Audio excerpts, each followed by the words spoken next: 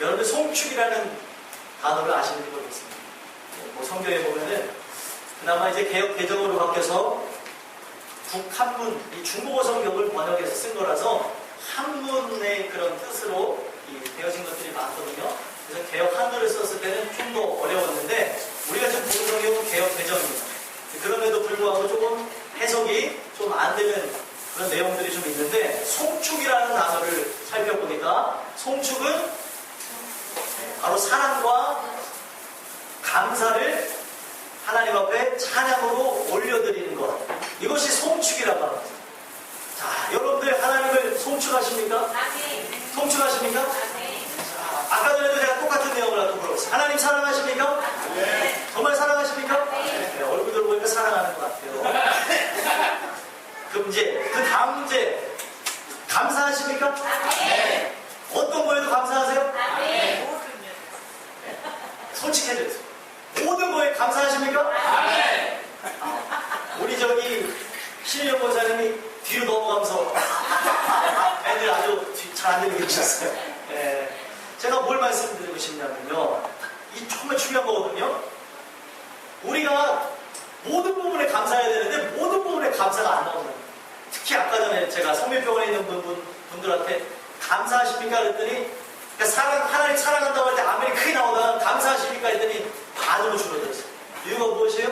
병원에 입원하셨다는 거죠. 네.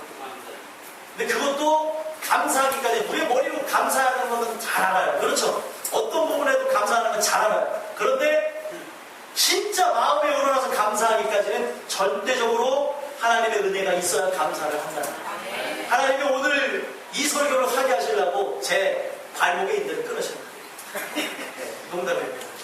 제가 잘못해서 다친 거예요. 하나님이 그걸 또 그렇게 독려하신 건 아니에요. 근데 하나님은 모든 걸 바꾸셔서 다시 은혜로 주시는 분 아니십니까?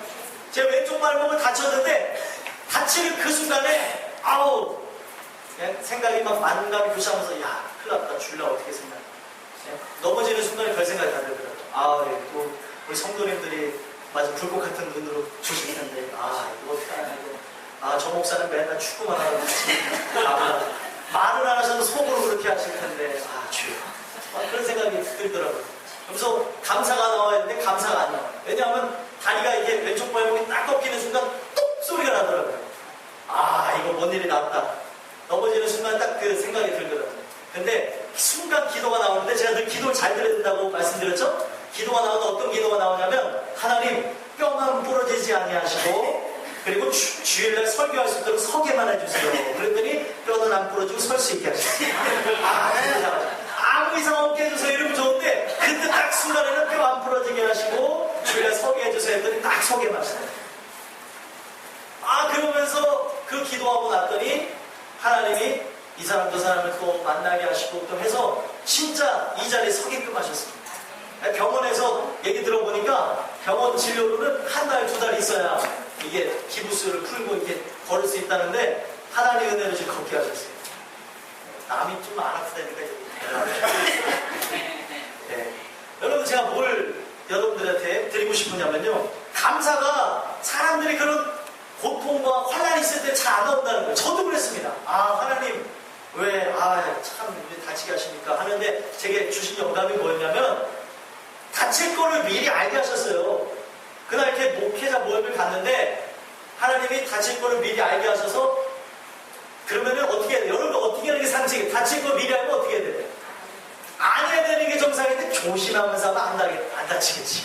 그래서 조심한다고 조심했는데, 야, 시작하자마자 30초 안에 똑 소리 날지 어떻게 하겠어요? 하나님은 이 마음에 주시는 영감을 무시하지 말아요. 김영감이 아니라 하나님이 주신 영감이에요. 네. 그 영감을 무시했더니 하나님이 깨닫게 하십니다. 늘 우리에게 주시는 그 마음과 생각을 따라서, 또 성경이 주시는 그 뜻을 따라서 우리는 살아야 될 줄 믿습니다. 감사할지 못할 상황에서 진짜 감사하는 것이 진짜 찬양이라는 거죠. 그래서 하나님 앞에 기도하는데 처음에 감사가 안 나왔지만 제 모든 걸 살펴보고 또 하나하나 보면서 시편 기자와 같이 감사하지 못할 상황에서도 하나님 제가 왜 이 모양입니까? 왜 다 감사하는데 저는 왜 감사가 안 나옵니까? 하나님 앞에 하다 보니까 감사로 바꿔주셨다는 거예요. 여러분들이 혹여나 원치 않는 일을 당하셨을 때 순간적으로 인간의 정욕이 끌어서 감사가 안 나온다 해도 그거 놓고 기도하심으로 우리 모두가 어떤 부분에서도 감사할 수 있는 저와 여러분들이 되기를 간절히 소망합니다. 그러다 보니까 제가 인간적으로 고백하는 거, 제 죄가를 여러분들한테 다 얘기하는 겁니다. 제가 막 입에서 막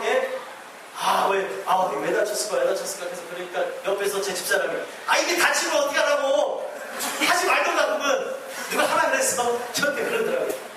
언제? 네, 속으로 그랬다. 속으로. 제가 계속 끙끙거리니까 아주 그냥 그 얼마나 보기 싫겠어요.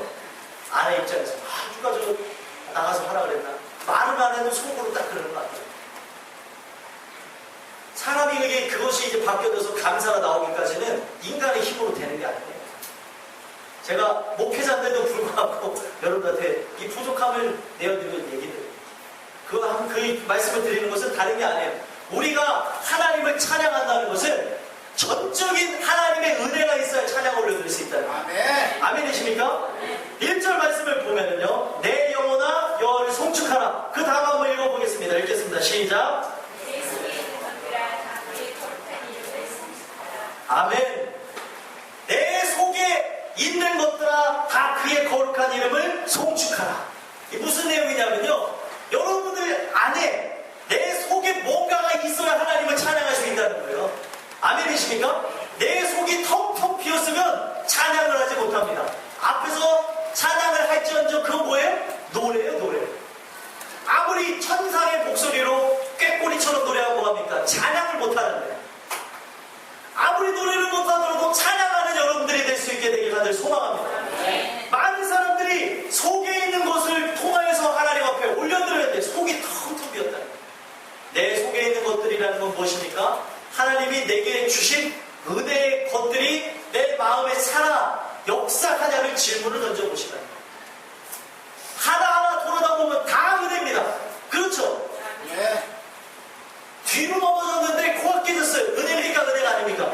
그것도 은혜지. 네, 그렇죠. 네. 우리 권사님은 크게 웃어 같이 웃어주세요.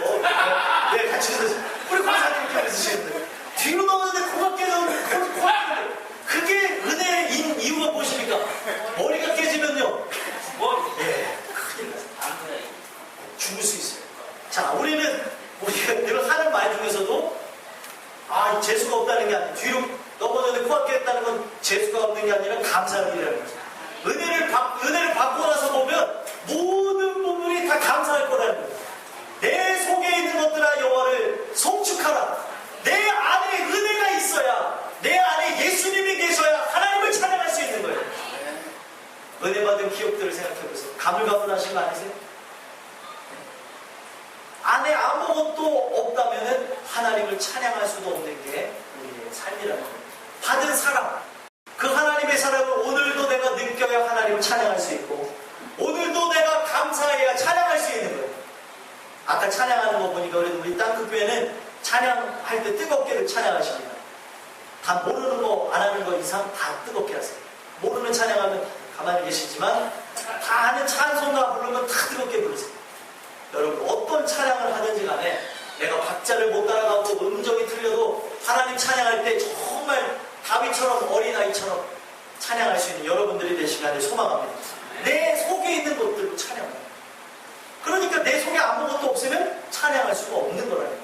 근데 오늘날 문제가 무엇입니까? 아까 전에도 제가 짚어드렸는데 성민병원에서 설교하면서 찬양단 하는 사람들이, 성가대원들이 대부분의 교회에서 은혜 없는 사람들이 서 있다는 거예요.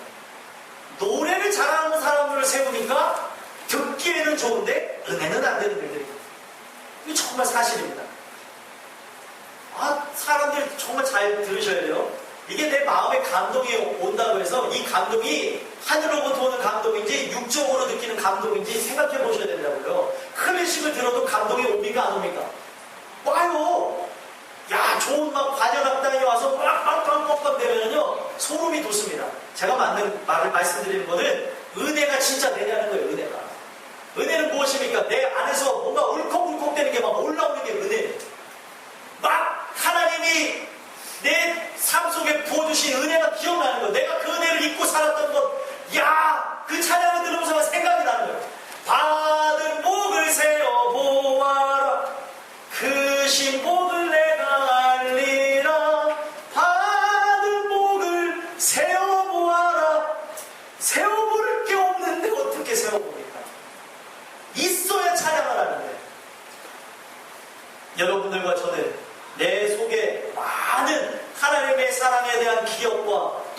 주신 그 사랑이 충만하게 소망하고요.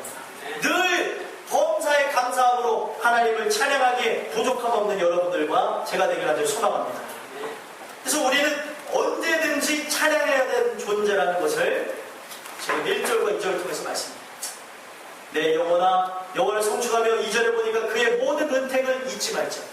은혜는 값없이 받다 보니까 자꾸 잊어버려요. 근데 그 은혜가 값없이 주셨지만 한량없는 은혜임을 늘 기억하시길 소망합니다. 왜 한량없는 은혜예요? 나 같은 자에게 은혜 주셨잖아요. 잘난 게 있습니까? 또 뛰어난 게 있습니까?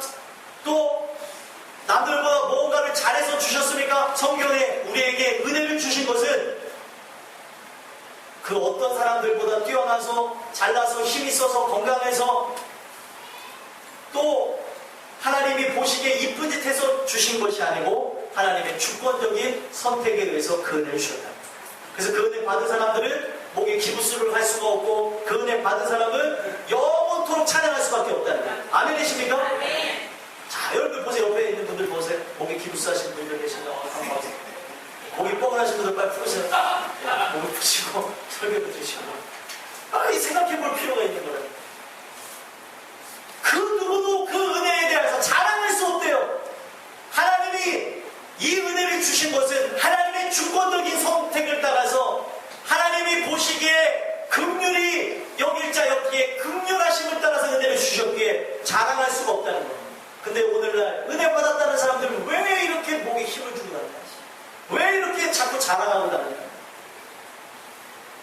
여러분들과 저는 죽는 그날까지 죄인으로밖에 살 수 없었던 나이인데 은혜 받는 죄인이 되게 하시면 감사합니다.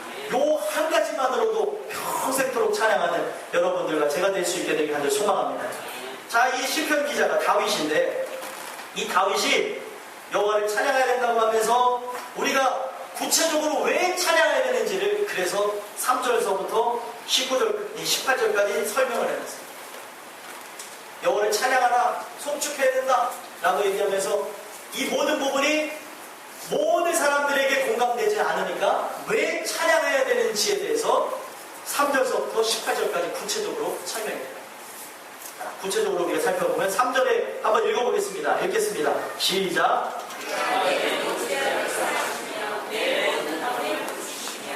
아멘이십니까? 내 모든 죄악을 사해 주신다는 거예요. 이것만으로도 찬양할 수 있습니다. 아멘이십니까? 우리가 육신의 삶을 덧입고 살아갈 때는 조금 못 살 수도 있고 조금 사람들이 봤을 때 바보처럼 살 수도 있습니다. 그런데 제일 중요한 건 죄악을 사하여 주시면 이 땅에서는 우리가 어떤 모습으로 살아갈지언정 영원토록 우리는 저 천국에서 하나님의 아들과 딸로 살 수 있다는 거예요. 죄를 사하여 주시는 능력이 그렇게 감사한 거예요. 이거 하나만으로도 찬양할 수 있고요. 내 모든 병을 고치신다는 거예요. 믿으십니까? 모든 병을 고치신대요. 정말 믿으세요? 오늘 이 말씀 듣다가 영육 간의 모든 질병들이 떠나갈 수 있게 되길 하늘 소망합니다. 회복 받으시길 하늘 소망합니다. 말씀에 나와 있잖아요. 믿고 아멘 하시면 허리 아픈 것도 낫는 것이고 다리 아픈 것도 낫는 것이고 머리 아픈 것도 낫는 것이고 또 여러분들이 자궁의 문제와 어떤 여러 가지 암이 있을지라도 이 말씀 믿고 나가면 나을 줄 믿습니다. 믿음의 문제. 믿음이 없으니까. 네, 이것도 믿으시면 날 거라고. 이병 현상이 있으신가요? 이병 현상 있어요? 네. 오늘 말씀 믿고 아멘하고 나가시면 뚝 떨어지면 이 중요한 거를 벌써 났어요? 할렐루야. 아우, 이게 잘 맞으면 같이 사기를 치는 거예요. 네. 저놈들 안 믿는 사람들이 이렇게 해가지고 저기 믿음이 없는 사람은 저쪽 시골에 가서 이렇게 사기를 쳐가지고 진짜 안 믿는 사람은 대타로 썼대요. 안 믿는 사람 또 저기 목사도 까자고 여기는 연기 잘 쓰였대요. 안전뱅이를 이렇게 해가지고 했는데 예수 이름으로 변하는 날쩌다 하고 딱 났더니 그걸 보고 사람들이 진짜 낫나 보다 하고 했더니 저 밑에서 진짜 질병을 가진 사람들이 낫대요. 뭘 말씀드리고 싶냐면 믿음에 관한 문제입니다. 여러분들이 이 세상적으로도 실제로 세상적으로도 하나님이 역사하시지 않는 부분에서도 인간이 어떤 약을 먹어도 낫는다는 생각을 갖고 먹으면 진짜로 질병이 낫는 거예요. 그래서 옛날에 저기 월남전에서요 약이 다 떨어졌는데 소화제밖에 안 남았더래요. 근데 이 사람들이 막 여기가 아프다 저기 아프다 했는데 아 이게 그 약입니다 하면서 줬더니 먹고 다 난다는 거예요. 여러분들 오늘 주시는 이 말씀을 통하여서 지금 우리는 무슨 약을 먹고 있습니까? 신구약을 다 먹고 있어요. 이 말씀을 듣고 먹으시면서 아멘 아멘 여러분들 먹으시면서 영육간의 강건함을 얻게 되기를 소망합니다. 근데 더 중요한 건 육적으로 안 나도 우리가 복음을 알기에 복음은 무엇입니까? 우리가 육적으로 해방되는 그런 1차적인 걸 얘기하는 것이 아니라 우리 영혼이 해방되는 걸 의미하고 있어요. 우리가 영적인 질병으로부터 고침을 받게 된다는 사실입니다. 여기에 감사합니다. 육적으로 안 나더라도 영적으로 내가 고침을 받아서 저 하나님을 볼 수 있게 됐으니 얼마나 감사해요. 육적으로는 내가 눈이 불평할지라도 영적으로 눈이 떠져서 하나님을 볼 수 있으니 이게 얼마나 감사해요. 여러분들과 저는 육적으로도 이 고침을 받는 것도 중요하지만 영적으로 고침을 받는 것에 더 관심을 갖고 나가셔서 우리의 살아가는 그 나갈 동안 우리의 영육간의 강건함을 주시는 그 하나님의 놀라운 능력이 우리 땅끝의 모든 분들에게 충만하시기를 소망합니다. 그래서 우리가 또 찬양을 해야 되고 4절에 보니까 내 생명을 파멸해서 속량하시고 인자와 긍휼로 관을 씌우시며 생명에서 파멸로 속량하셨다. 자, 우리는 죄로 인해서 어떻게 될 존재예요? 죽을 존재예요. 사망으로 나갈 존재인데 하나님이 인자와 긍휼로서 우리에게 은혜를 부어주시니까 인자와 긍휼로 관을 씌워주시니까 사망으로 나가야 될 존재들이 생명으로 나가게 되었습니다. 아멘이십니까? 여러분들 구원하시겠다는 거예요. 그것만으로 찬양할 수 있다는 거예요. 우리의 삶에 외양간에 송아지가 없고 또 지금 당장 먹을 만한 밭에 소출이 없을지라도 난 여호와로 인하여서 즐거워 찬양합니다. 하박국 선지자의 고백이었어요. 꼭 뭐가 있어야 하나님 앞에 요거 주셔서 감사합니다 하는 우리가 되기보다 바로 내 영혼 한 사람만을 구원해준 것만으로도 찬양할 수 있는 여러분들과 제가 되기를 소망합니다. 죄를 속량해 주셔야 돼요. 제일 중요해요. 살았으나 죽은 존재로 나가는 존재가 아니라 지금 우리의 삶 속에 진짜 영원한 생명으로 인하여서 천국을 향해 나가게 하시니 그것보다 더 감사할 것이 무엇이 있겠나요? 여러분들과 저는 그런 은혜를 누리시기 위해 소망합니다. 그리고 인자와 긍휼로 관을 씌우셨다. 이건 무슨 걸 상징하는 거냐면요. 여러분들 왕자와 거지인가요? 옛날 동화책 보셨어요? 옛날에 봐가지고 가물가물한데 그 왕이 거지 복장으로 나가니까 사람들이 알아봤습니까? 못 알아봤습니까? 못 알아봤죠. 그래서 나중에 다시 왕의 복장으로 돌아오고 왕관을 쓰니까 사람들이 알아봤습니까? 못 알아봤습니까? 알아봤어요. 지금 하나님이 우리에게 인자와 긍휼로 관을 씌우시겠다는 건 뭐냐면 왕이 왕관을 쓸 때 왕임을 사람들이 알아보는 것처럼 우리에게 인자와 긍휼로 관을 씌우셔서 우리를 평생토록 긍휼한 눈으로 보시겠다. 아멘이십니까? 아멘이세요? 무슨 말 이해가 되십니까? 내 머리 위에다가 그거를 씌우셔가지고 우리를 볼 때마다 그렇게 인정해 주시겠다는 거죠. 아, 내가 저를 볼 때 사랑으로 봐야지. 저를 볼 때 내 자녀이니까 더 사랑해야지. 이러한 관점으로 보시겠다는 거예요. 그래서 우리가 부른 찬양 중에 하나님 사랑의 눈으로 너를 어느 때나 바라보시고 하나님 인자함으로써 우리의 모든 신음소리를 들으신다. 우리 찬양 중에 많이 고백하잖아요. 하나님 사랑의 눈으로 너를 어느 때나 바라보시고 정말 믿으십니까? 어느 때나 바라보신다는 거예요. 우리가 바로 하나님의 은혜를 받아서 내 속에 정말 하나님의 아들 예수 그리스도의 생명이 들어온 그날부터는 하나님은 우리 머리에다가 인자와 긍휼의 관을 씌우셨기에 늘 그렇게 봐주신다는 거예요.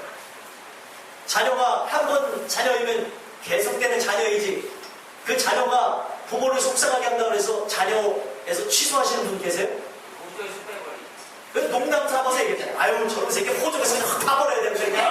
아유 내가 말로는 그렇게 하지만 팝니까 안 팝니까? 네, 여기 정보부 성도님도 안 파지신 거 보면 다 파셨어요. 진짜요. 그 정보부 성도님 속 세겠어 안 세겠어요? 엄청 세계셨죠. 네, 그 속색인 걸로 인해서 하나님 은혜로 돌아오신 거예요. 그것만 생각해도 얼마나 감사해요. 근데 제일 중요한 거, 저 높으신 하나님이 내가 아무리 속색해도 호적에서 하나님 하신 거예요. 그래도 구원 취소. 하나님 그것만 하나님이 아니라는 거예요. 정말 믿으십니까? 인간은 말이라도 그렇게 말할 수 있습니다만 하나님은 절대로 그러신 분이 아니에요. 우리가 오늘 이 말씀을 통하여서 하나님이 우리를 얼마나 사랑하시는지를 깨닫게 되기를 소망합니다. 부모가 자녀를 사랑하는 것보다 하나님이 우리를 사랑함이 더 큰 것이에요. 정말 믿으십니까? 왜 그렇습니까? 부모의 사랑은 하나님의 사랑으로부터 왔기 때문에. 그래서 그 관을 씌우시고 5절에 보니까 좋은 것으로 내 소원을 만족케 하사 내 청춘으로 독수리같이 새롭게 하시는구나. 이건 무슨 얘기냐면요, 좋은 것으로 내 소원을 만족케 하신다는 건 하나님은 우리의 살아가는 삶 속에 내 필요를 누구보다도 잘 아시고 하나님은 바로 우리의 아버지 되어 주시니까 힘이 없고 이 세상의 여러 가지 유혹과 환란에 의해서 쓰러지고 넘어진 우리에게 다시 하나님은 새 힘을 부어주시겠다. 다시 일어나서 싸워봐라. 일어나서 해봐라. 예전에 걸음마 할 때 보니까 박 전도사님이 예언한테 조금 걷다 두 발짝 걷다 쓰러지니까 다시 붙잡고 다 걸어봐. 예언아 일로 와봐. 그러더라고요. 거기서 하나님의 모습이 보이더라고요. 우리 하나님 어떤 하나님은 넘어졌을 때 그래 또 넘어졌구나. 너는 거기서 계속 넘어져서 있어라. 이런 분이 아니라 시기에 맞춰서 인간이 자라나서 걷고 뛰고 말하고 행동하고 자라나야 되는 것처럼 우리의 신앙도 마찬가지기에 우리를 자녀 삼아주시고 나서 가만히 계신 분이 아니라 넘어졌다고 가만히 보시는 분이 아니라 다시 한번 일어나봐라. 아들아 할 수 있다. 딸아 할 수 있다. 일어나봐라. 하나님은 그런 하나님이시라. 믿으십니까? 그러면서 하나님은 어떻게 변했어요? 내 청춘. 여러분 청춘이 떠나갔습니까? 육신의 청춘은 떠나갔지만 영혼의 청춘은 영원한 줄 믿으시기를 소망합니다. 영혼의 청춘은 이 청춘은 영원한 것이에요. 아멘이십니까?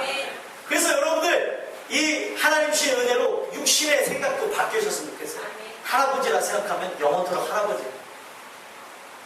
그러나 우리가 이제 여기에 젊으신 분도 있고 나이가 많으신 분도 있지만 육신적으로 할아버지라면 할아버지만 영혼적으로 내 청춘을 새롭게 하신 하나님을 믿사오니 내 죽는 그날까지 하나님 주신 은혜를 늘 도전하게 하소서. 그러면 마음만은 청년이 됩니다.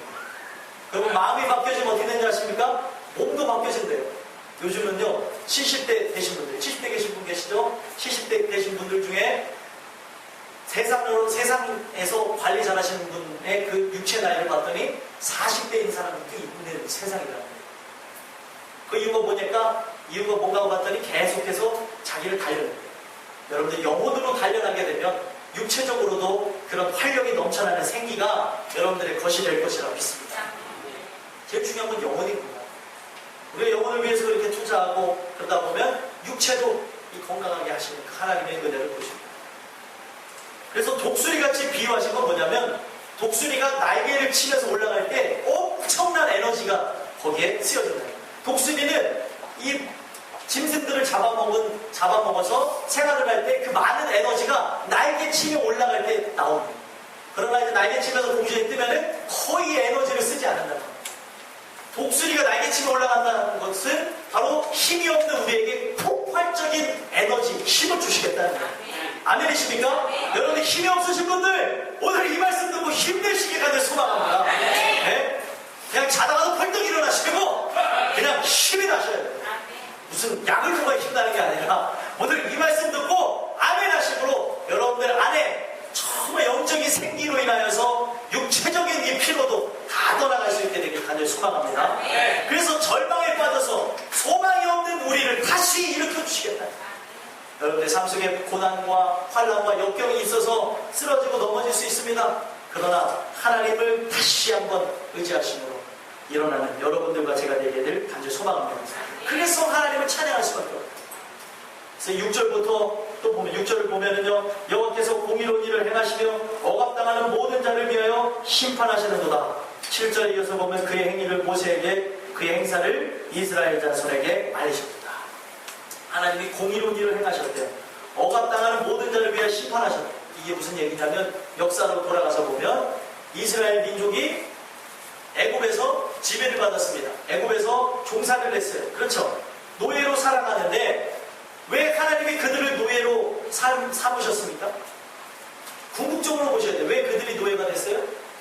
하나님이 그들로 하여금 기도 소리를 들으시고 그들을 언약을 기억하게 하여 주셔서 구원하시려고 노예 삼으셨어요. 역사적으로 보면. 그래서 결국에 그들의 입에서 풍요로움이 있을 때는 하나님을 찾지도 않았습니다.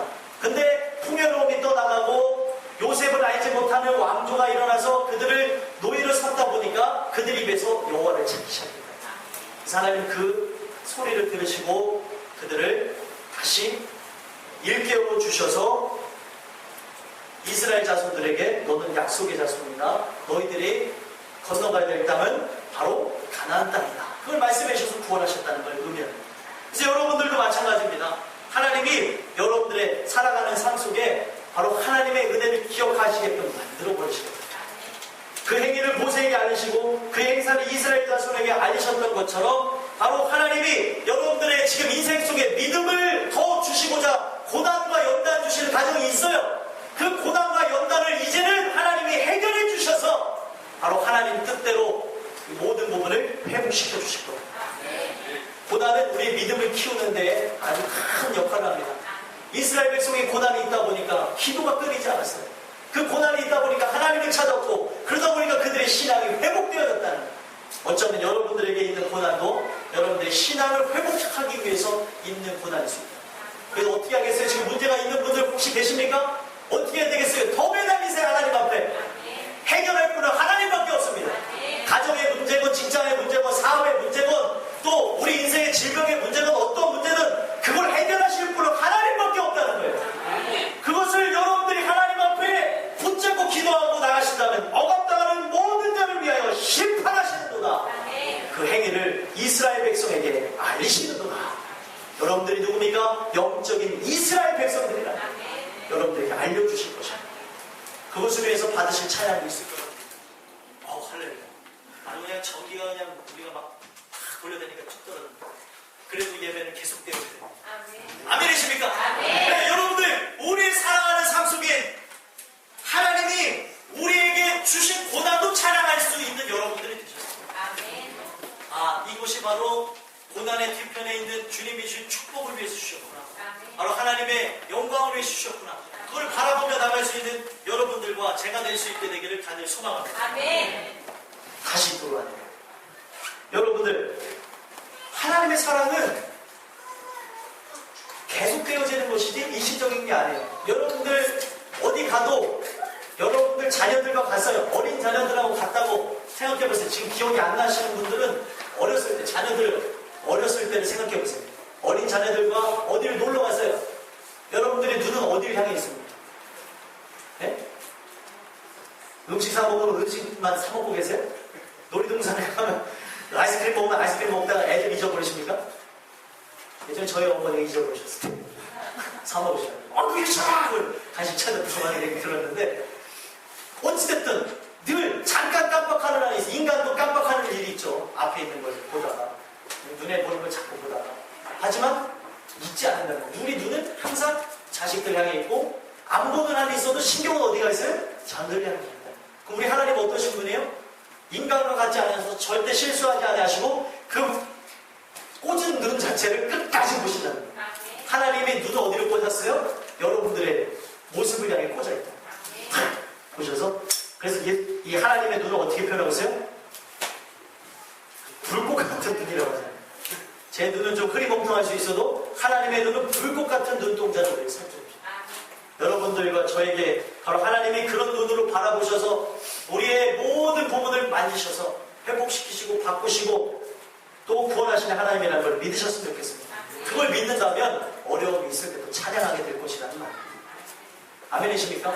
여러분들이 살아가는 삶 속에 지금 내게 맡겨진 일들로만 감사하는 여러분들이 되는 것이 아니라 내게 경험한 것으로만 감사하는 것이 아니라 앞으로 해결하실 것도 보고 감사하며 나가는 여러분들과 제가 되기를 소망합니다. 8절서부터 쭉 보면요. 8절에 하나님 뭐라고 얘기하십니까? 긍휼이 많으시고 은혜롭고 노하기를 거디하시고 인자하심이 풍부하시도다. 왜 그러시겠습니까? 하나님이 우리의 아버지 되신다. 아버지. 바로 우리의 부모의 관점에서 말씀하시는 거죠. 자녀에게는 내 자녀가 아닌 자녀보다는 더 많은 긍휼이 있습니까? 없습니까? 있고 또 당연히 사랑이 넘치니까 은혜도 넘치겠고요. 노하기를 더디한다. 당연한 것이죠. 더 기다려주고 더 생각해주는 게 바로 부모의 마음 아니겠어요? 근데 어머니는 안 계십니까? 아버지만 계시고 어머니는 안 계세요? 어머니 하나님 그래서 나왔나요? 이걸 그렇게 보시면 안 돼요. 우리가 하나님을 아버지에 표현한다고 해서 이따 질문하면 되시죠. 지금 질문하고 있어요. 궁금한 거 이따가 물어보세요. 말씀하셨으니까 얘기를 하는데 어떤 분이 그러더라고요. 아이고 왜 하나님 하면 왜 아버지만 생각하십니까? 성경에는 하나님이 아버지로서 표현이 된 것 뿐이지 하나님은 아버지도 어머니도 아닙니다. 그걸 아셔야 돼요. 그래서 성경에 보면 어머니 같은 하나님도 나와요. 그래서 이거를 발췌해서 저기 하나님의 교회가 어머니 하나님을 만들어낸 거예요. 또 어머니 하나님 또 얘기하면 또 혹하고 가지 마세요. 또 가봐야죠. 네. 가보시다. 농담으로 또 이렇게 하면 다들 놀라세요. 또 갔다 혹 빠지는 사람들이 있으니까. 네. 하나님은 성이 없으신 분이에요. 하나님 아버지로 표현한 것은 이거를 그냥 우리에게 이해를 쉽게 하기 위해서 이렇게 하신 분이에요. 그걸 아셨으면 좋겠어요. 그래서 여성부에서 또 미국 여성부나 한국 여성부랑 비슷한 부분이 있는데 요걸 또 성경은 가부장적이다 뭐 이렇게 얘기하시는 분들도 있는데 그런 건 아니고요. 시대적으로 봤을 때 남자가 좀 더 강력한 힘이 있었으니까 하나님을 표현할 때도 아버지로 표현했다. 이런 게 이제 신학적으로 나왔던 얘기입니다. 일단 넘어가서 질문이 이따가 하세요. 이따가 하시고 여호와는 긍휼이 많으시고 은혜로우시고 노하기를 더디하시고 인자하시며 풍부하시도다. 우리의 바로 부모님과 같은 분이기 때문에 그렇습니다. 자녀를 향해서 그런 마음을 우리가 갖는 것처럼 하나님은 사랑의 원형이시니까 더 큰 마음을 갖는다. 아멘이십니까? 아멘. 그래서 9절서부터 이제 구체적인 내용들이 나오는데 바로 하나님이 내용이 9절, 10절, 11절, 12절, 13절까지 쭉 보게 되면은 하나님이 우리를 자녀 삼아 주셔서 갖는 그 모든 부분에 대해서 구체적으로 설명하고 있습니다. 9절에 뭐라고 얘기하는지 한번 읽어보겠습니다. 읽겠습니다. 시작.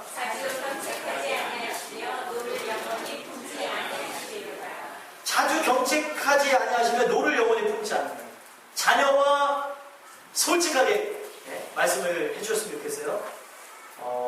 정상적인 부모와 자식 간의 관계에서 부모가 자녀에게 물론 서운하고 그럴 때도 있겠지만 절교하는 게 말이 됩니까?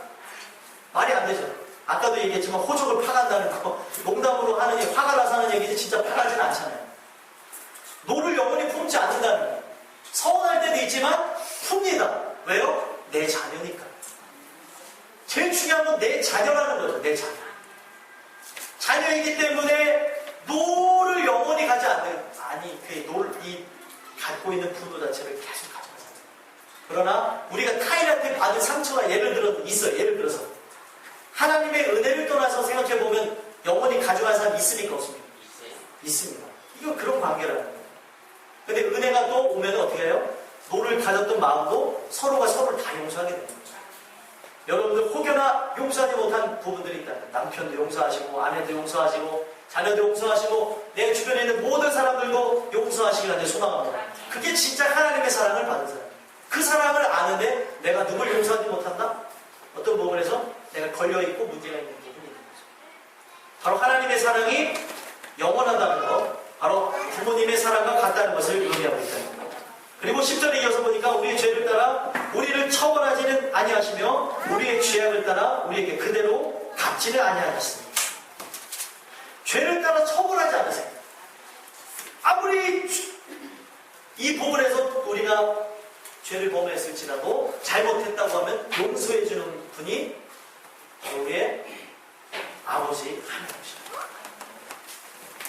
아멘이십니까? 아멘. 우리가 오늘 이 말씀을 통해서 봐야 되는 건 무엇이에요? 우리 하나님이 우리의 아버지가 되어 주시니까 그 아버지로 인하여서 우리를 자녀 삼아준 그 은혜로 말미암아 내가 어떠한 죄를 범했을지언정 하나님 앞에 회개하고 용서합니다. 예를 들어서 얘기하면 예를 들어서 여기 이재훈 집사님의 남편이 경찰이시잖아요. 경찰인데 예를 들어서 저기 추화가 있는데 엄마 아빠한테 말 안 하고 몇백 원 가져갔어요. 그러면 어떻게 하는 게 맞는 거예요? 용서해 주는 게 맞는 거죠. 수갑 채우진 않잖아요. 가갑 채워요. 그거는 이제 훈계의 의미지 막 잡아서 집어넣는 의미는 아니잖아요. 그렇죠? 예를 들어서 얘기하는 거예요. 만약에 잘못했으면은 경법 몇 조에 의해서 내가 너를 체포하고 아버지와 딸이 그래요? 안 그러잖아요. 혼내주는 의미에서 그런 것처럼 바로 부모와 자녀 간의 그래서 관계에서 그렇다는 거예요. 제가 옛날에 어렸을 때 1,000 얼마를 가져갔어요. 또 보더니 저희 어머니가 잔돈 왔는데 용돈을 너무 안 주셔갖고 잔돈이니까 기억을 못하겠지 하고 쓱 가져갔어요. 그래서 뽑기를 드럭드럭 해갖고 막 해갖고 막 뽑았다고 막 좋아하고 있는데 저 한 번 했을 때 모르는 줄 알고 한 3번, 4번 했어요. 그래서 모르나 보다. 몇 개월씩 가져갔는데 어떻게 알겠어. 근데 역시 부모는 틀리고요. 그래서 오래 사신 분들이 이게 아이들 보면 어떻게 하는 행동인지 다 아는 게 그때 제가 깨달았어요. 저는 모르는 줄 알았어요. 딱 1,000 몇백 원이 있으면 몇백 원만 가져가요. 다 모르겠어. 근데 다 가져가면 걸리잖아요. 싹 빼요. 그러니까 이렇게 해서 3번, 4번을 가져갔거든요. 3번, 4번을 가져갔는데 나중에 딱 4번째 가져가 나서 어머니가 유선아 너 지금 4번째 몇백 원 가져갔어. 그거 다 기억하고 있는. 첫 번째 너 몇백 원 가져갔고, 두 번째 몇백 원 가져갔고, 세 번째 몇 번 가져갔고, 4번째 몇백 원 가져갔어. 야, 내가 한 번은 그럴 수 있는가 보다 했는데, 너는 하나님 앞에도 죄고, 너는 부모님 앞에도 죄를 지는 거야. 너 일로 와. 저는요, 그 맞는 것 두려움보다 그걸 다 기억하고 있는데, 더 놀랐어요. 야, 이 몇백 원을 다 기억하고 있는데, 야, 대단한 분이야. 내가 앞에서 어떤 짓도 하지 말아야겠다. 근데 그러고 나서 잘못됐다고 하고 또 혼나고 나서 용서를 받는데 그때 깨달은 어렸을 때지만 깨닫는 게 이거 하나님도 마찬가지겠구나. 하나님도 내 모든 죄에 대해서 다 알고 계시지만 회개할 때를 기다리시고 또 이거를 깨닫지 못하니까 뭘 드셨어요? 매를 드시는 거예요. 매를 들으니까 잘못했다는 걸 깨닫는 것처럼 바로 이런 관계로 나타납니다. 어렸을 때지만 그걸 깨달았다는 거예요. 우리 하나님은요 우리가 죄를 졌지만 하나님 앞에 잘못했다고 하면 용서해 주십니다. 이유는 한 가지, 자녀이기 때문에. 아멘이십니까? 여러분 하나님 자녀가 맞으십니까? 그 하나님은 어떻게 해서든 그 죄를 따라서 처벌하시는 분이 아니라 회개를 받으시고 우리의 모든 죄를 도말해 주시는 분이에요. 그리고 하나님이 심판의 눈으로 보시면 사랑의 눈이 아니라 심판의 눈으로 보면 누가 살아남겠습니까? 죄악을 따라 우리에게 그대로 갚지는 않으신다. 하나님이 어떤 하나님입니까? 눈에는 눈, 이에는 이를 얘기하셨던 하나님이세요. 그거 왜 그랬습니까? 사랑이 없어서 그런 것이 아니라 도덕과 윤리가 부족하고 법령이 없는 인간들에게 1차적으로 인간사에서 문제가 생기지 않게 해서 주신 게 율법이라는 거예요. 그래서 그거대로 지켰을 때 인간들에게 불합리함이 없고 행복하게끔 1차적으로 만들어 놓으셨던 것처럼 우리가 하나님 은혜로 나갈 때는 그 은혜의 눈으로 봤을 때는요 하나님이 우리의 많은 부분에서 우리를 사랑의 눈으로 보시니까 죄를 크게 보시는 분이 아니라 잘한 걸 크게 보시는 하나님이 계신다. 그런데 그 하나님이 바로 내 아버지가 되지 않으신다면 어떤 문제가 생기는 거예요? 율법의 눈과 바로 행한 대로 보응하겠다는 공의의 눈으로 보시면 살아남을 자가 없다는 거예요. 하나님의 거룩함에 필적할 자가 누가 있느냐? 성경에 나와 있는 말씀. 하나님 앞에 누가 그걸 견주겠냐는 거예요. 의로움을. 여기 나는 남부럽지 않게 사신 분들 계시겠죠? 근데 하나님 앞에 비교할 수 있습니까? 비교할 수가 없어요. 그래서 성경에는 너희들의 의를 내세우지 말라는 이유가 그런 부분에서 있습니다. 여러분들과 저는 오늘 주시는 이 말씀을 따라서 바로 하나님이 우리를 사랑의 눈으로 봐주셔서 이 모든 부분을 사랑으로 다 바라봐 주시고 고치시고 변화시킨다는 걸 믿으셨으면 좋겠습니다. 그래서 11절과 12절에 또 11절부터 13절이 바로 아버지의 사랑에 대해서 설명하고 있어요. 하나님 아버지에 대한 사랑. 바로 부모님의 그 사랑과 같은 하나님의 사랑을 표현하고 있는데 11절에 보니까 이는 하늘이 땅에서 높은 같이 그를 경외하는 자에게 그의 인자하심이 크심이로다. 하나님의 인자하심이 얼마만큼 크다고요? 하늘이 땅에서 높은 것 같이. 그거를 헤아릴 수 있습니까? 아니, 저희는 그냥 머리로 뭐 몇 킬로입니다. 과학자들 계산법에 의해서 계산할 수는 있을지언정 그 높이를 우리가 진짜 체감할 수 있냐.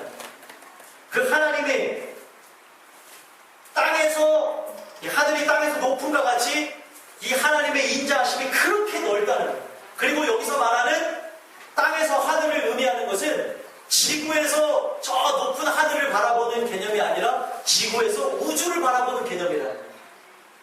우주 속에 인간이 얼마나 작은지 아시죠?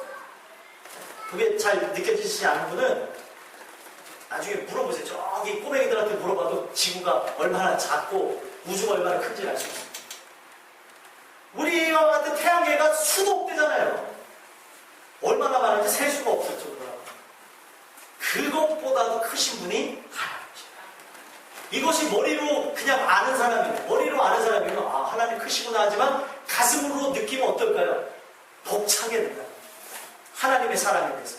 야, 하나님이 이렇게까지 긍휼하시구나. 아, 이렇게까지 인자하시구나. 여러분들과 제가 오늘 이 말씀을 통하여서 하나님이 얼마나 큰지 머리로 아는 것이 아니라 가슴으로 느끼게 되기를 간절히 소망합니다. 머리로 아는 신앙은 죽은 신앙입니다. 머리로 아는 건 소용이 없습니다. 가슴으로 느끼게 되기를 소망합니다. 가슴으로 느끼면 우리가 그 하나님이 나를 사랑해 주심을 느끼게 되어지는데 그 은혜에 대해서 우리는 찬양을 안 할래야 안 할 수가 없다는 걸 설명합니다. 그리고 이제 이어서 12절에 보니까 동이 서에서 먼 것 같이 우리의 죄가를 우리에게서 멀리 옮기셨다. 동이 서에서 멀다. 이 사람이 동과 서에 대한 키로수를 재보고 얘기한 건가요? 동쪽의 시작과 서쪽의 끝은 인간의 알고 있는 이치로서 계산할 수 없는 것처럼 우주의 개념으로 얘기하는 거예요. 우주에서의 동쪽과 우주에서 서쪽은 무한대입니다. 이거 인간이 측정할 수가 없대요. 그런 것처럼 우리의 죄가를 멀리 옮기셨다는 거예요. 아멘이십니까? 이것이 그냥 머리로 아 옮기셨구나가 아니라 마음으로 느껴지게 되기를 소망합니다. 엄청나게 다시는 그 죄로 인하여서 우리가 나락으로 떨어지고 그 죄로 인하여서 멸망받지 않게끔 만들어 주셨다는 거예요. 아멘이십니까? 하나님의 구원은 이렇게 인간의 개념에서 생각하는 것이 아니라 하나님의 개념에서 봤을 때 이 구원은 취소될 수 없음을 설명해 줍니다.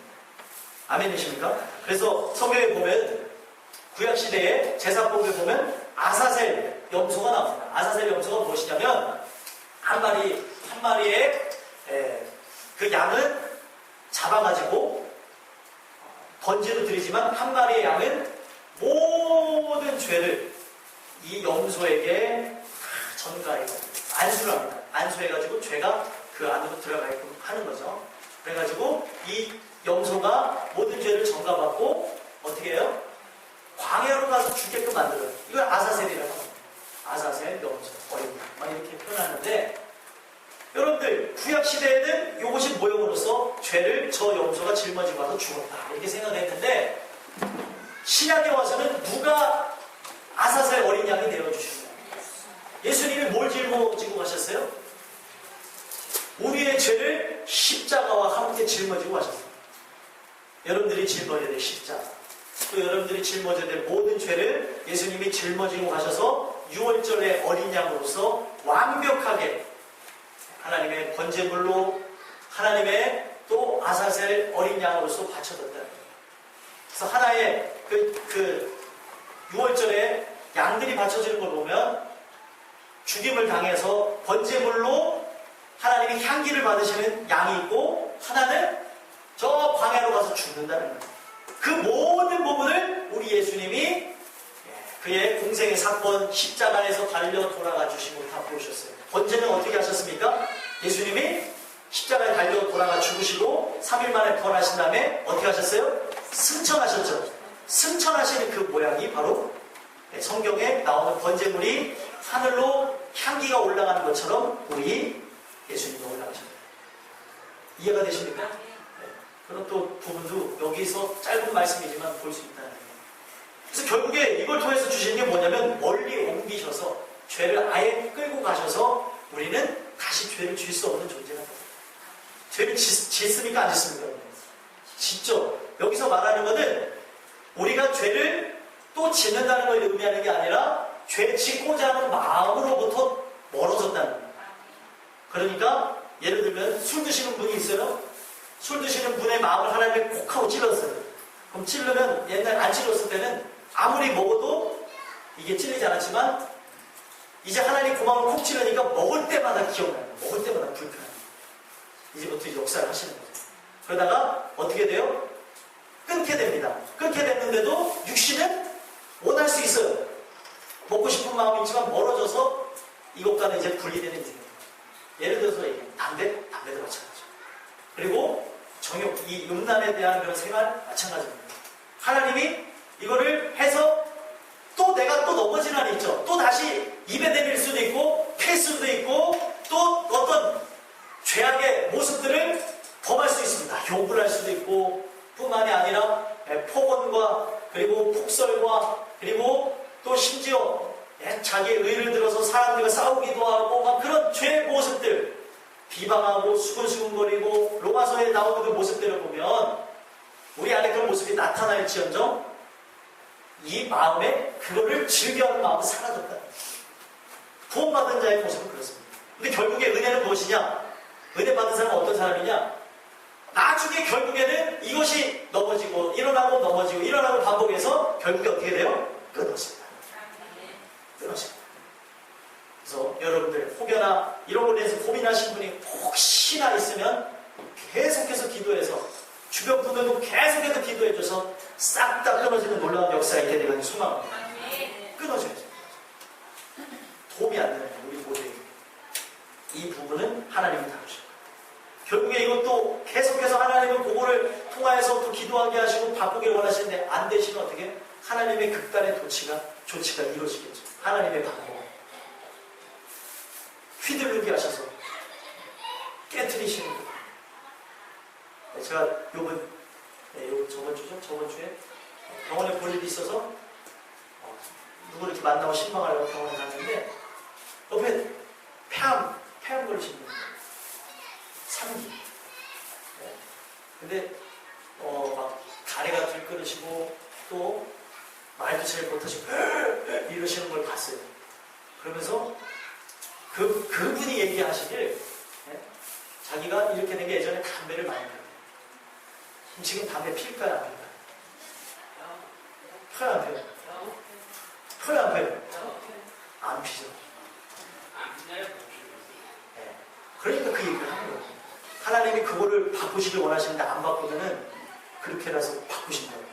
생명을 거둬가는 한이 있어도 하나님은 영혼을 보시니까 왜 눈을 피하세요? 하나님은 그거를 하신다는 그거를. 그렇죠. 그걸 결국에 끊어버리는 거는 내 의지가 하나님 그걸 끊어버리게 한다는 거예요. 그러니까 뭐예요? 잘 얘기하시면 까불면 안 되는 거예요. 하나님한테 그러시면 안 돼요. 우리가 이 부분을 봐야 됩니다. 이 모든 부분들을. 내가 아무리 잘났다고 하더라도 나는 괜찮아. 나는 이거에 대해서 자신할 수 있어. 근데 하나님이 인간의 가장 나약한 부분 건강을 건드리거나 혹여나 그러면 그 부분들도 바뀌어진다는 거예요. 누구나 마찬가지예요.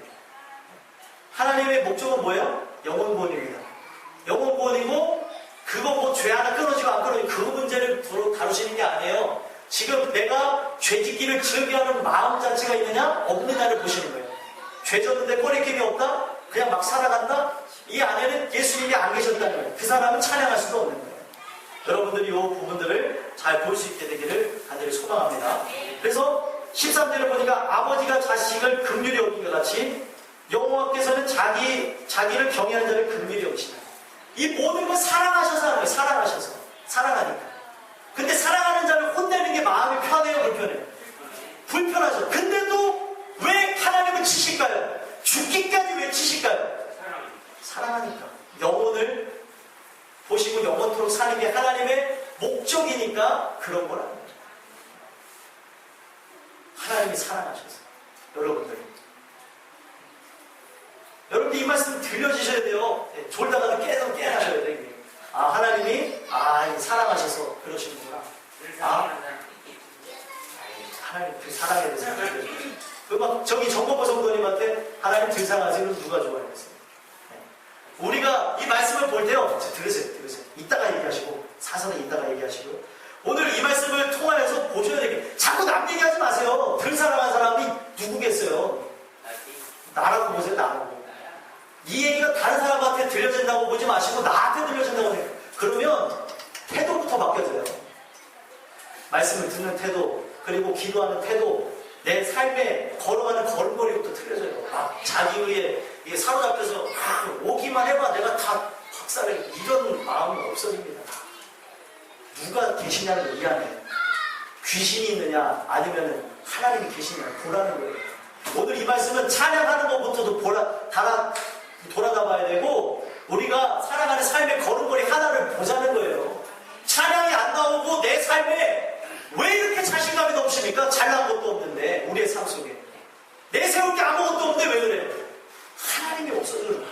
하나님이 우리 안에 계시면 절대 그러려고 해도 그럴 수가 없어요. 우리 누구나 마찬가지. 어느 누구나. 저도 그렇고요. 죽을 수밖에 없는 자를 구원했는데 왜 자꾸 기부수하냐고요.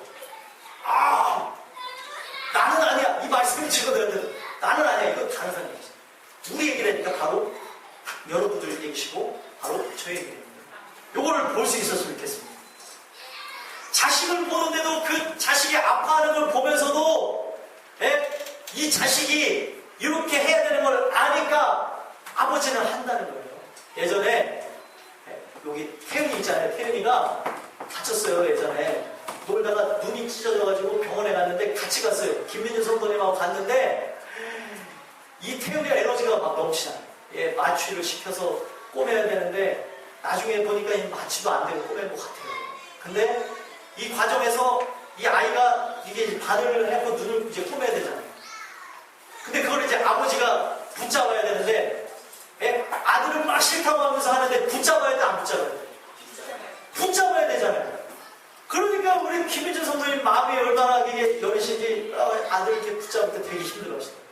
그래서 한 달이 또 걸른 제가 붙잡고 다 붙잡고 기도하고 그랬는데, 그런데도 불구하고 아파하는데도 붙잡는 이유가 뭐예요? 고쳐야 되니까. 이게 바로 아버지의 마음이라는 거예요. 아버지의 마음. 느끼세요? 깨달아지십니까? 하나님이 여러분들을 사랑하시니까 우리의 삶 속에 아프시지만 환난도 주시는 거예요. 그걸 통해서 좀 깨달아라. 제발 좀 깨달아라, 아들아. 너 도대체 얼마나 더 두들겨 깨닫겠니? 딸아야, 내가 얼마나 너에게 아픔을 줘야 깨닫겠니? 나는 너보다 더 아프다.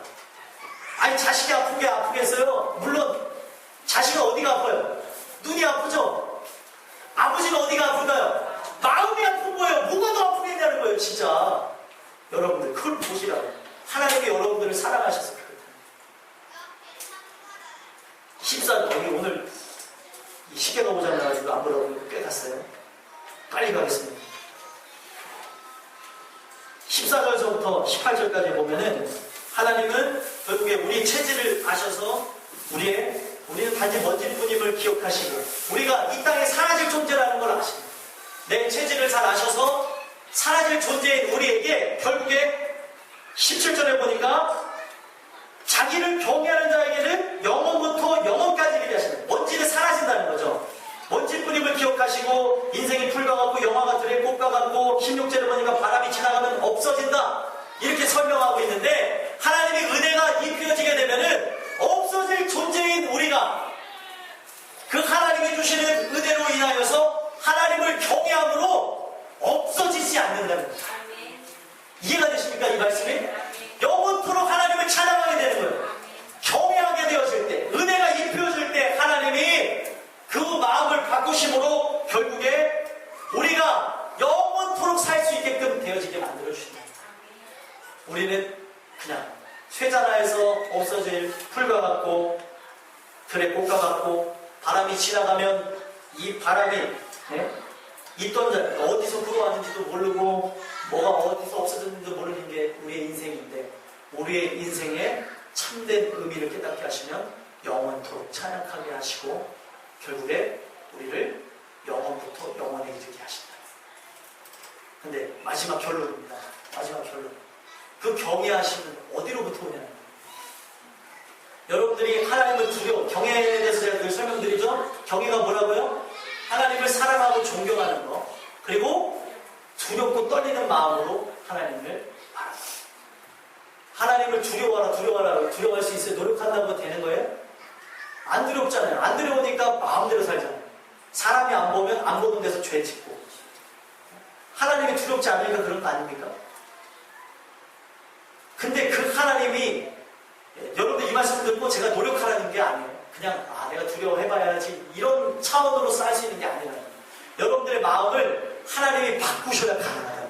아멘이십니까? 성경에 아브라함을 누가 찾아오셨습니까? 하나님이 찾아오셨어요. 아브라함이 하나님을 찾았습니까? 하나님이 아브라함을 찾아오셨고, 이스라엘 민족이 애굽에서 구원을 받을 때에도 하나님이 그들 입에서 하나님을 찾을 수밖에 없게끔 환난과 고통을 통하여서 하나님 도와주세요 라고 기도 소리를 들으시고 하나님이 도와주시고, 너희들은 이제 이러한 모든 고난과 역경으로 벗어나서 이 노예로부터 해방받아서 약속의 땅에 들어갈 존재다. 하나님이 그걸 또 깨닫게 하셨잖아요. 결국에 무엇입니까? 하나님 찾아오셔야 돼요. 우리 기독교는 종교입니까? 종교가 아닙니까? 종교가 아니에요. 예, 패러다임 바꾸시. 종교가 아니에요. 왜 그렇습니까? 종교는 자기의 노력을 용어해서 자기 노력으로 최선을 다해서 얻는 게 종교입니다. 불교는 자기가 최선을 다해서 불공을 드리고 삼천배를 드리고 자비롭게 살면은 자기가 뭐가 되는 거예요? 부처가 되는 거예요. 부처 이름이 뭐다? 시다라 못다라. 아무튼 남의 이름이 중요한 건 아닌데, 불교 믿는 분들한테 죄송하지만 자기가 자기 노력으로 얻는 거니까 더 매력이 있습니다. 그러다 보니까 많은 사람들이 불교의 매력을 많이 느낀대요. 오늘날 스티브 잡스도 불교의 매력에 빠졌다 죽었어요. 왜요? 내가 이렇게 노력한 만큼 뭔가 비운다고 생각을 하니까. 내가 노력해서 바뀌는 재미가 있습니다. 그런데 기독교는 뭐예요? 내가 노력해도 이것이 내 부패한 의로서 노력하는 것이기에 아무짝에도 쓸모없다. 금식을 100번 1000번 하고 40일 금식을 밥 먹듯이 해도 소용이 없습니다. 이슬람교든 불교든 뭐든 기독교에서도 마찬가지예요. 자기의 의로서, 기독교를 종교로서 가진 사람도 의미가 없어요. 내 노력으로 찬송을 열심히 하면 구원을 받겠지. 아멘 아멘 하면 은혜를 받겠지. 그리고 내가 열심히 예배 나오고 은혜 받겠지. 그런 개념이 아닙니다. 요걸 뛰어넘으셔서 하나님이 전적으로 내게 와주시길 바라셔야 돼요. 그래서 이게 아가 틀리고 어가 틀린데, 그 하나님을 의지하는 하나님만이 나를 변화시킬 수 있습니다라는 생각이 바뀌어지셔서 예배를 드리시는 분하고, 내가 예배를 열심히 드려서 구원을 받는다고 생각하는 사람하고는 천지 차이라는 거예요. 무슨 얘기인지 이해가 되십니까? 근데 많은 부분들이 이 기독교를 통하여서 은혜를 받았다는 분들이 자기가 뭔가를 했다고 생각해요. 내 기도로 이 가정이 이렇게 먹고 살았고, 내가 이렇게 해서 이렇게 됐다. 내가 했다. 그러나 그걸 누가 하냐는 거예요. 하나님이 그 안에 오셔서 살아 계셨으니까 그게 된 거거든요. 근데 오늘날 많은 사람들이, 기도를 많이 한다는 사람들이 문제 일으키는 이유가 무엇입니까? 우리 교회는 그런 분들이 없지만 다른 교회들을 통해서 제가 말씀드려요. 왜 문제를 일으키는 이유가 뭐예요? 자기가 뭔가를 했다고 생각합니다. 나는 하루에 3시간 기도했습니다. 3시간 기도해서 했더니 이랬습니다. 저랬습니다. 뭐든지 율법이 되시면 안 되고, 모든 게 다 주문처럼 돼서는 안 돼요. 주기도문의 능력이 있습니다만 주기도문이 하나의 율법이 되시면 안 됩니다. 주기도문을 갖고 병을 치료할 수도 있습니다. 몇백 번씩 외워서 작정해서 병을 고치신 분들도 있어요. 옛날에도 있었어요. 근데 그것이 율법이 돼서는 안 됩니다. 모든 부분. 제일 중요한 거는요, 오늘 내 열심으로서 이 모든 것이 이루어진 것이 아니라, 오늘 하나님이 내 안에 오셔서 바로 나로 찬양케 하여 주시고, 나로 기도하게 하여 주시고, 말씀을 듣게 하셨다는 걸 깨달으셔요. 그런 걸 깨닫는 사람은 몸을 기부스하려 기부스가 없어요. 근데 왜 기부스하는 사람들이 생깁니까? 내가 신앙을 가졌다고 생각합니다. 에베소서 2장 8절에 분명히 얘기하고 있습니다. 이거는 그 은혜에 의하여 하나님이 우리에게 주신 선물이라고 했어요. 그 은혜에 의하여 너희가 구원을 받았나니 그것은 너에게서 난 것이 아니라 하나님께서 주신 은혜의 선물이라고 얘기합니다. 그리고 그 다음 절을 보게 되면 9절에 보면 행위에서 난 것이 아니니 아무도 자랑치 못하는 것이다. 아무도 자랑할 수 없다. 오늘 우리가 바라볼 게 무엇입니까? 여러분들 10편에 보면 재미난 말씀이 있어요. 종은 주인의 손만 본대요. 옛날에 어르신들 보면은 종들 보셨죠? 예전에 저희 부모님도 옛날에 어려운 시절에 모습도 사셨대요. 근데 그때 얘기를 들어보면 주인의 그 하는 손만 바라본다. 그 손짓에 의해서 만에 의해서 움직인다고 합니다. 왜? 종이기 때문에. 자, 성경에 우리를 종의 비유로 얘기를 하셨습니다. 그 이유가 뭐냐면 하나님께 모든 게 달려있어요. 살고 죽는 것 바로 주인의 손에 달려있습니다. 빈격적으로 들리겠지만 우리 모든 주권은 하나님께 달려있는 거예요.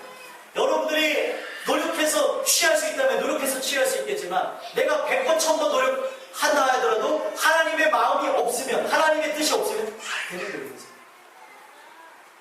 여러분들에게 필요한 게 무엇입니까? 하나님입니다. 저에게 필요한 게 뭐입니까? 하나님입니다.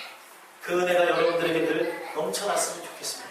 오늘 주시는 이 말씀을 통해서 보셨으면 좋겠어요. 그 은혜가 내 안에 있는지, 정말 예수님이 내 안에 들어오시니 맞는지, 그 속에, 내 속에 하나님에 대한 사랑과 바로 예수님에 대한 고백이 있을 때 하나님을 찬양할 수 있다. 결국에는 그 찬양도 내 것이 아니라 하나님의 것입니다. 성경에 이렇게 얘기하고 있어요. 요한계시록에 구원받은 자들이 저 천성에서 하나님을 찬양하는데 그 찬양의 도구가 뭔지 아십니까? 면류관이에요. 면류관. 면류관 무엇입니까? 영광을 뜻하는 건데 그 영광이 누구로부터 왔냐는 거예요. 하나님께로부터 왔다. 내가 쓴 이 면류관도 하나님이 쓰게 하셨사오니 모든 영광 아버지 것입니다. 그래서 이 면류관을 던지는 행위들이 나온다. 여러분, 우리가 이 시간도 찬양하고 이 시간도 뿐만이 아니라 우리의 삶이 찬양하게 되어지는 것, 내 안에 예수님이 계셔요. 그분이 계실 때 우리는 우리의 삶을 통해 찬양할 수도 있고 우리의 말과 행동과 걸음걸이와 모든 부분들이 주님을 닮게 되어진다는 거예요. 예수님 믿으신 지가 얼마나 되셨는지 모르겠어요. 여러분 다 틀리죠? 연수가 가면 갈수록 누굴 닮아야 돼요? 예수님 닮아야 돼요. 참, 이게 점점 닮아간다고 했는데 분명 박전도 사람의 자녀인데 옆집 아저씨를 닮는다. 문제가 있는 거죠. 네. 그렇죠. 쉽게 설명해드리죠. 우리가 정말 하나님의 자녀면 시간이 지나면 누굴 닮아야 돼요? 하나님을 닮아야 돼요.